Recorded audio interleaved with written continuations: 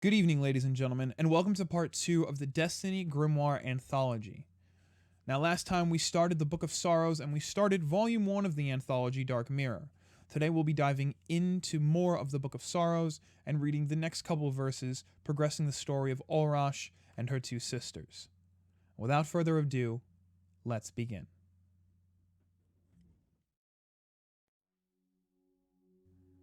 The Oath. Sisters, this is how an oath is done. Put your left hands on the mass, close to mine. Take the knife in your right hand, push it through your left hand straight between the bones. Now, carve a bloodline down the mast. Speak your oath. I am Shiro, youngest daughter of the dead king. I will take back my osmium court and kill the traitor Teox. On my left eye, I swear vengeance. In the blood, the oath is made. I am Sathona, middle daughter of the dead king. I will take back my home and eat the mother jelly. I will raise my spawn on the corpse of the Helium King. On my right eye, I promise this. In blood, the oath is made. Now, I will help make your oath, sister.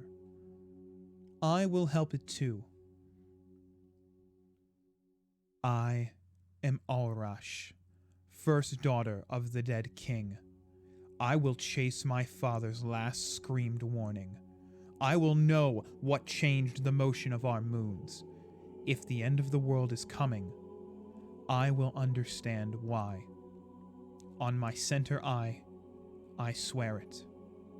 I will understand. In blood, the oath is made.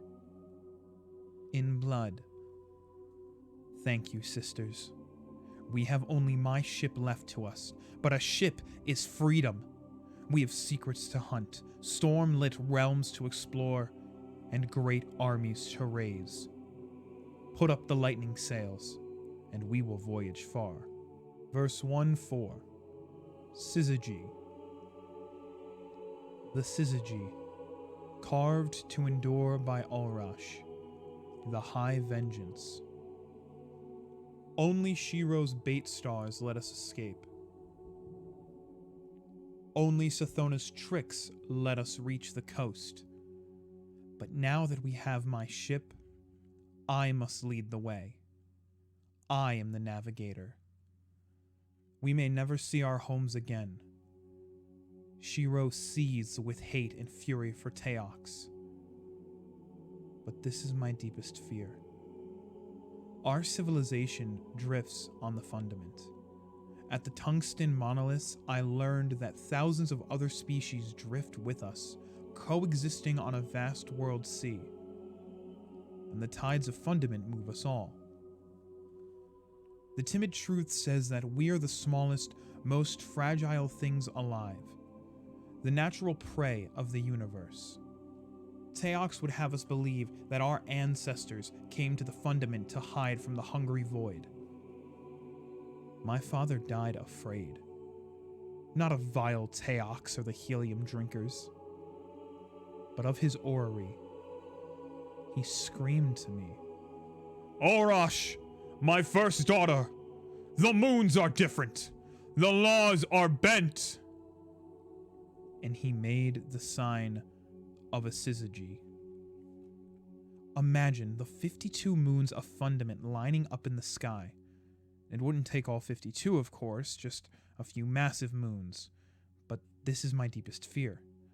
Imagine their gravity pulling on the fundament sea, lifting it into a swollen bulge. Imagine that bulge collapsing as the syzygy passed. A wave big enough to swallow civilizations. A god wave. I have to find a way to stop it before the god wave annihilates my species. If I could only get back into my father's orrery, I could learn exactly when. We are weeks of travel and many continents away from home. When I'm paralyzed by fear, Shiro sits in the cabin with me and comforts me with soft, brave words. But more and more, we have come to rely on Sathona's wit. She will go off to be alone. She insists she must be alone. And return with some mad idea.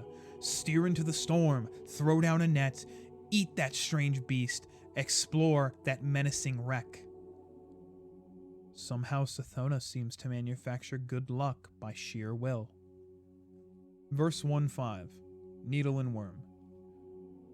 My secrets, carved in my code by Sathona, the right eye vengeance. This year of wild voyaging, these lightning nights and golden days, these forays into ancient wrecks and wind-blown flights from monsters, these are the happiest times of my life. I want to be a mother, not because I want to spawn, but because I want a long life. Long enough to make a difference.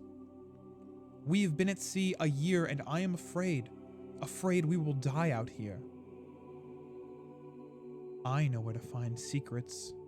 I know where vast, slow things with long memories live. The Needle Ship. The Needle Ship, carved in my code by Sathona. A liar. We salvaged the needle from the Shrubi Maelstrom. I knew it would be there. The Needle is a gray ship as long and slender as hope, as unbreakable as time and old. Older than death. It tumbled through the maelstrom before our ancestors crashed into the fundament. This is not a sea ship like Alrash is. It is an artifact of high technology. I know its purpose. I know what happened to the crew. Shiro wants to sell the ship at the Karn Atoll, where species gather. At auction, it would earn us enough wealth to hire mercenaries. We could retake our Osmian court and send the baby-eating helium drinkers screaming into the ocean.